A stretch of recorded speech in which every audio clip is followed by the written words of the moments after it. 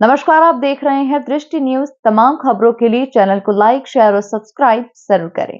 भारतीय किसान संघ ने अपनी मांगों को लेकर कलेक्ट्रेट के पास धरना प्रदर्शन किया। उन्होंने मुख्य रूप से सिंचाई सुविधाओं को बढ़ाने और नहरों के निर्माण की मांग की है।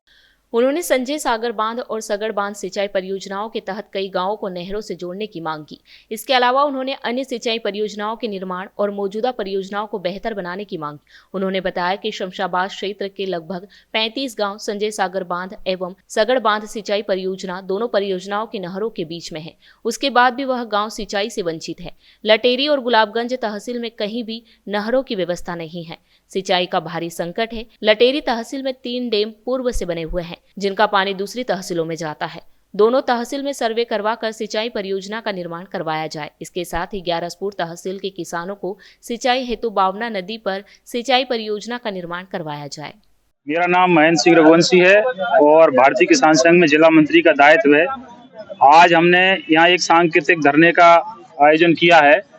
इसमें नटेरन शमशाबाद से ज्यादा किसान आए हुए हैं। लगभग 30 से 35 गांव ऐसे हैं जिनके दोनों तरफ से सगड़ और संजय सागर बांध की नहरें निकली हुई हैं, लेकिन वो लगभग 35 गांव नहरों से वंचित हैं।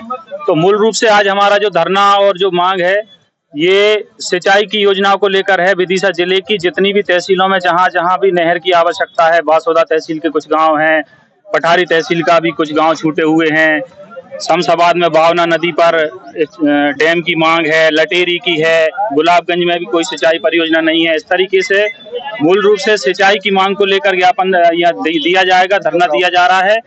और इसके अलावा विदिशा कृषि उपज मंडी में जो अव्यवस्थाएं हैं, किसानों को जो परेशानी हो रही है और मंडी एक्ट का उल्लंघन किया जा रहा है, उस विषय को लेकर भी यहाँ हम लोग ज्ञापन देंगे इसके बाद। और एक और विषय है हमारा, लटेरी तहसील में सिरोंज तहसील का किसान है, लटेरी में निवास है उसका।